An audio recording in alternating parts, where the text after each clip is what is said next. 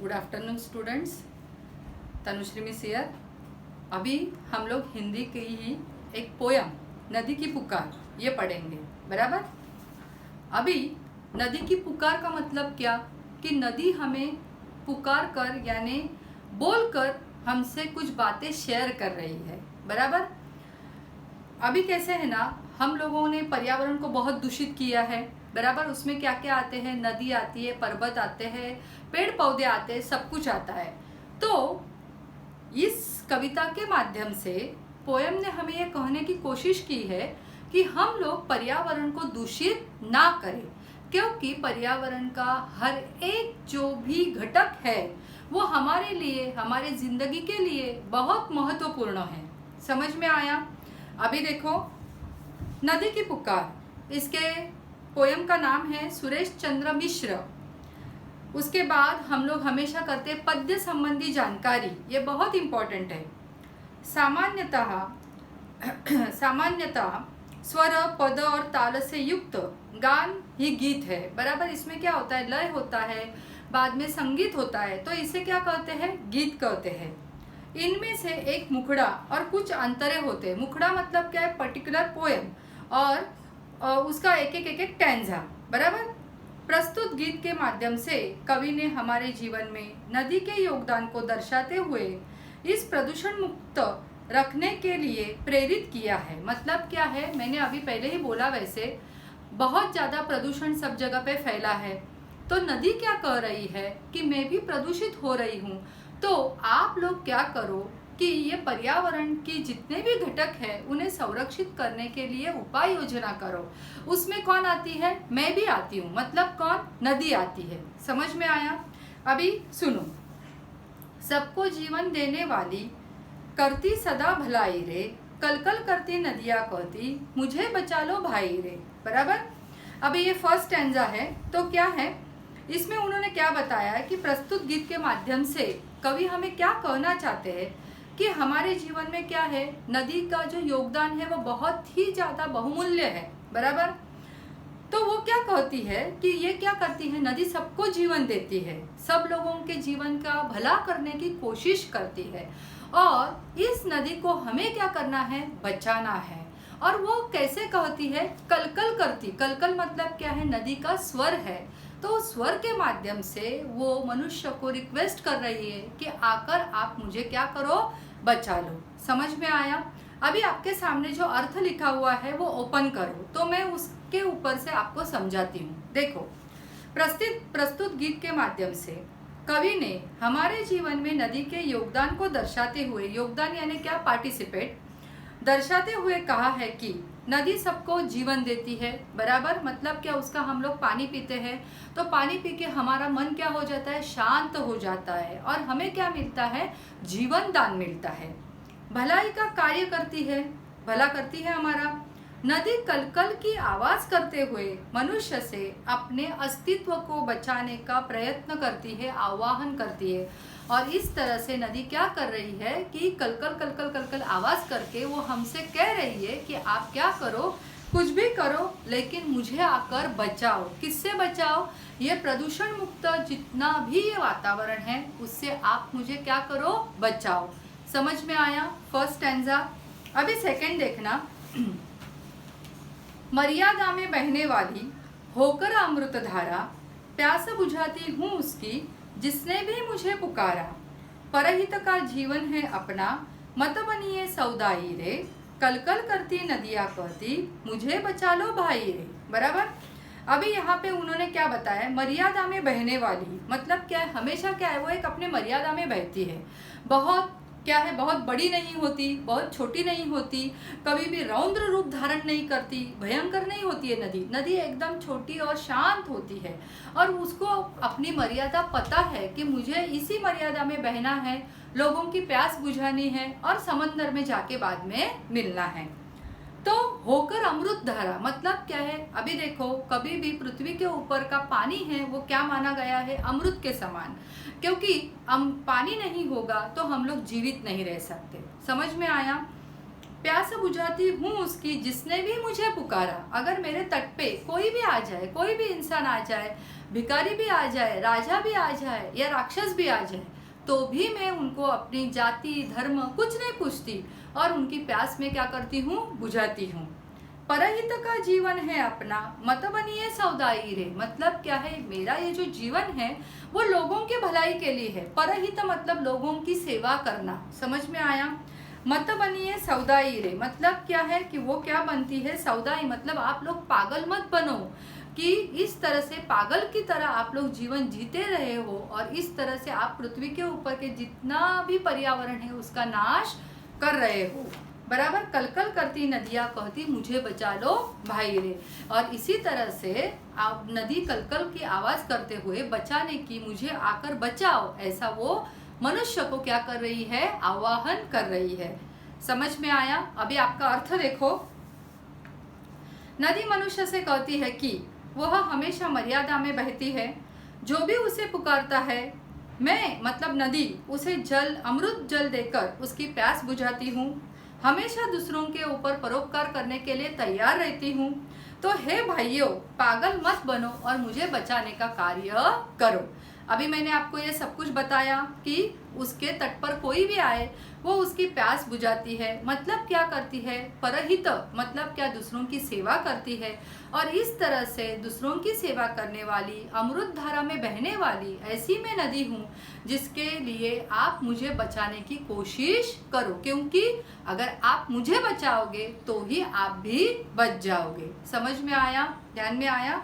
अभी देखो आगे का पैराग्राफ। गिरिवन से निकलती थी तब मन में पाला था सपना, जो भी पथ में मिल जाए बस उसे बना लो अपना। मगर मलिनता लोगों ने तो मुझ में डाल मिलाई रे। कलकल करती नदियाँ कहती मुझे बचा लो भाई रे।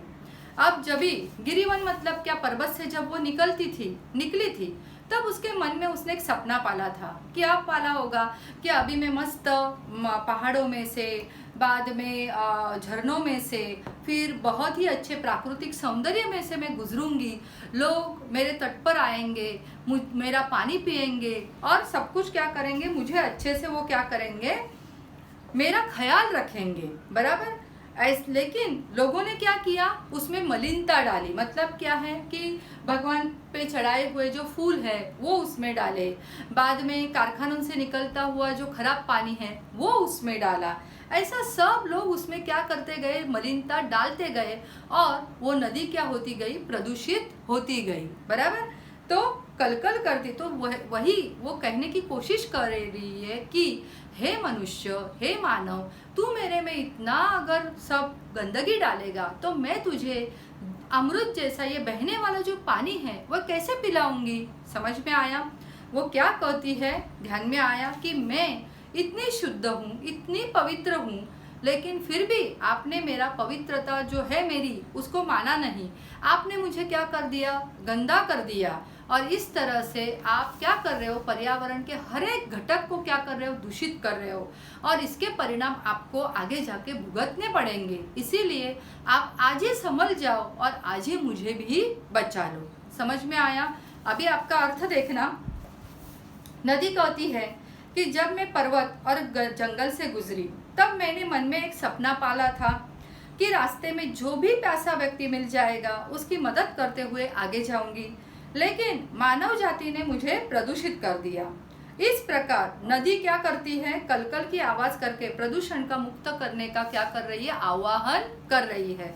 मैंने अभी आपको समझाया कि जब वो पर्वतों से निकली तब उसके भी मन में एक सपना था कि मैं बहुत स्वच्छ हूँ, सुंदर हूँ, उसी तरह से मैं पृथ्वी पर जाऊंगी, लोगों की प्यास बुझाऊंगी। मानव जो है बहुत बुद्धिमान है, वो मेरी रक्षा करेगा। लेकिन इसी मानव ने मुझे क्या किया, प्रदूषित किया और क्या किया, मेरे को गंदगी में बहने के लिए छोड़ दिया। समझ में आया। तो हे मानव, तू ही मेरी रक्षा कर, ऐसे वो नदी हमसे कह रही है। ध्यान में आया। अभी आगे देखो, आगे का पैराग्राफ। नदिया के तट पर बैठो तो हरदम गीत सुनाती है, सूखा पड़ जाए तो भी कितनों की प्यास बुझाती है, बिना शुल्क जल दे जाती है। देखो, हाँ, बिना शुल्क जल दे जाती है। कितनी आए महंगाई रे, कल कल करती नदियाँ कहती मुझे बचा लो भाई रे। अभी देखो, अगर हम लोग नदी के तट पर, देखो हम लोग कभी कभी गांव जाते हैं, बराबर, तो गांव में देखो नदी होती है, झरने होते हैं, हमें बहुत अच्छा लगता है ना उसके किनारे पर बैठते, शांत एकदम मस्त उसका ध्वनि सुनते हैं, ऐसा कल कल कल कल कल कल, और उसके आजू बाजू में जो पशु पक्षी होते हैं उनकी चहचहाट सुनते हैं, सूर्यास्त देखते हैं, फोटो खींचते हैं, कितना अच्छा लगता है हमें नदी के किनारे, बराबर। वैसे ही उन्होंने बताया है, हरदम गीत सुनाती, बराबर। ये सब कुछ नदी के वातावरण में बैठने से हमारा मन क्या होता है, प्रसन्न हो जाता है।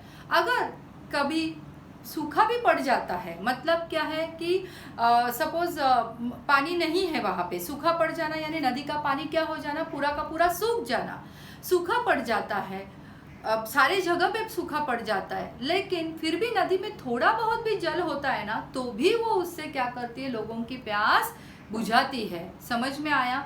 देखो नदी ने यहाँ पे मैं किस तरह से आप लोगों की सेवा करती हूँ ये बताने की कोशिश की है, और हम लोग उसे कितना प्रॉब्लम में डालते हैं ये बताने की कोशिश की है। समझ में आया?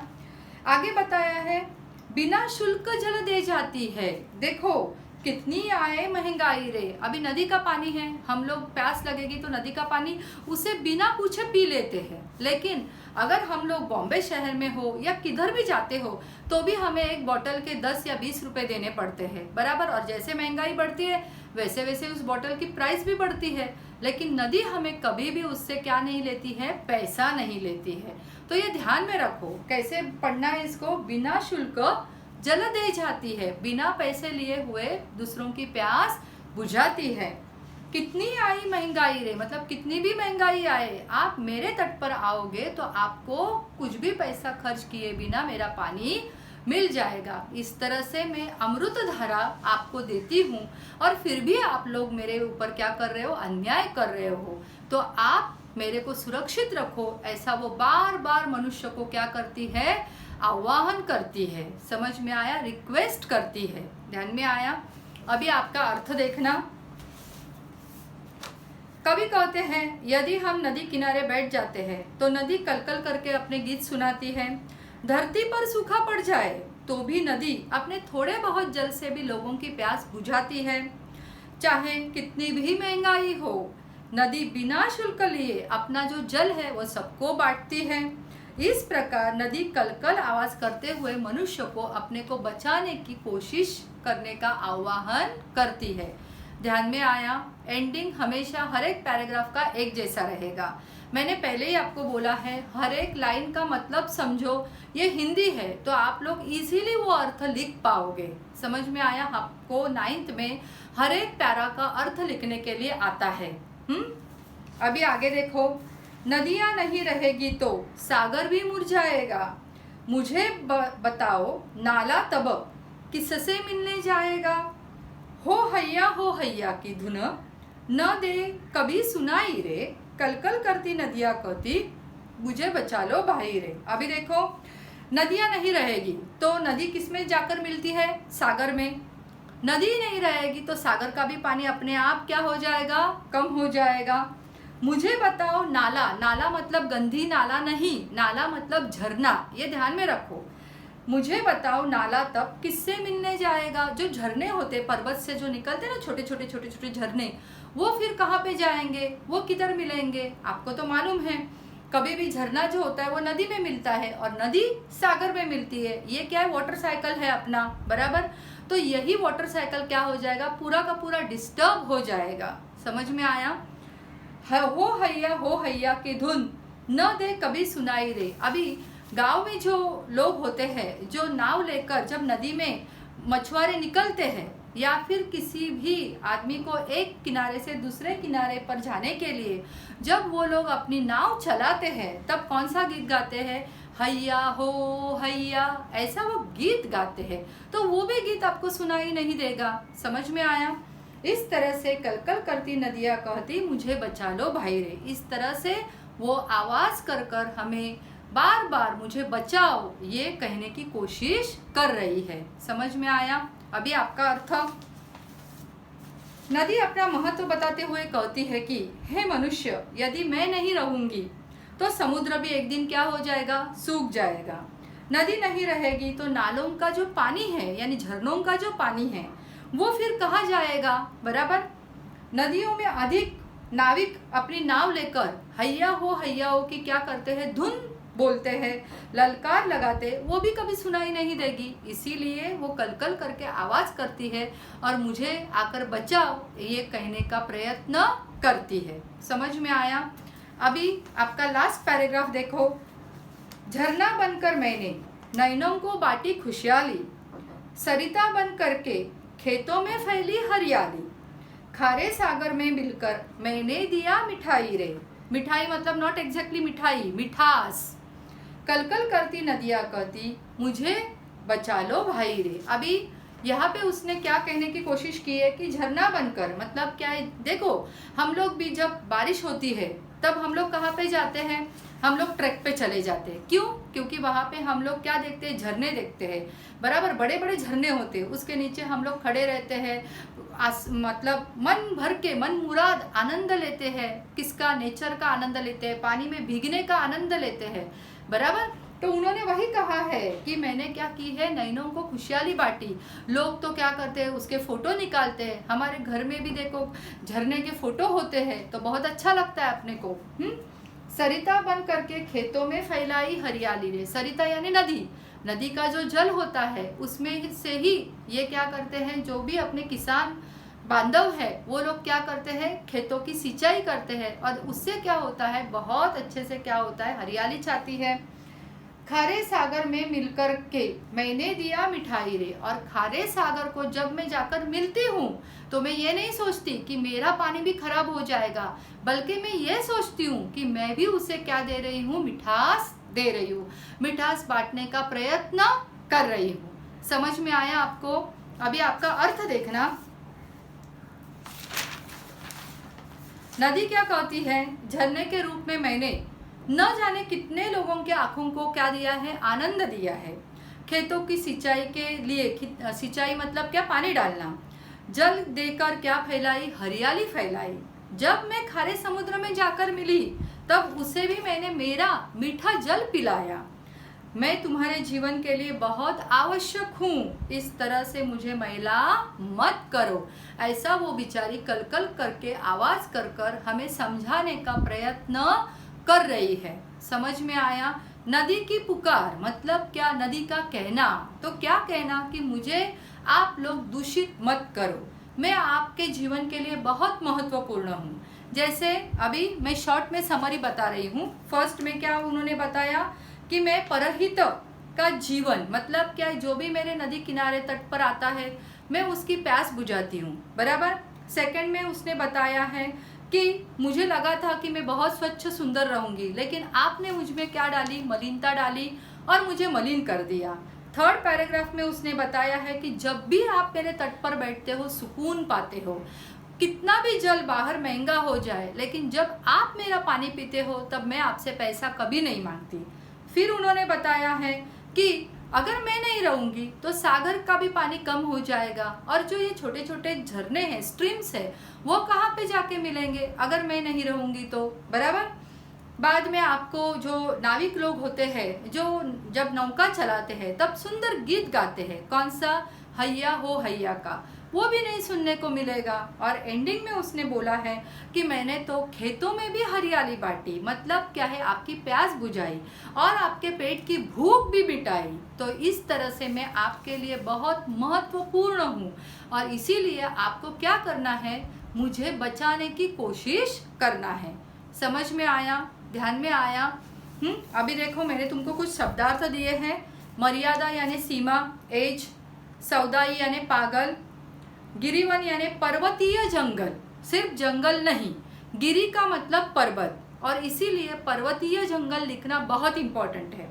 पाला यानी संजोया यानी संभाल कर रखना, तट यानी किनारा, शुल्क यानी पैसा, मुरझाएगा मतलब सूख जाएगा और सरिता यानी नदी, बराबर। कभी भी ध्यान में रखो, तुम्हारे अभी 9th के हिसाब से एक पैराग्राफ का अर्थ, शब्दार्थ, ये सब आएगा। इसीलिए पोयम का हर एक चीज़ करना बहुत इम्पॉर्टेंट है। इसका नाम भी करके रखना, किसने पोयम लिखी है, सुरेश चंद्र मिश्र। बराबर बहुत सारे बच्चे यहाँ पे रुस्तम जी के हैं। रुस्तम जी स्कूल में पोयम का किधर से भी कुछ भी पूछते हैं, इसीलिए आप सब कुछ परफेक्टली करो। ओके, ध्यान में आया, समझ में आया। अभी ये पूरा का पूरा नदी की जो पुकार ये जो है, इसका हम लोगों ने स्वाध्याय कृति है वो हम लोग बाद में करेंगे। जब मैं तुमको वर्कशीट डालूंगी तो उस वर्कशीट में भी ये सब कुछ आता जाएगा। ओके, समझ में आया? Thank you.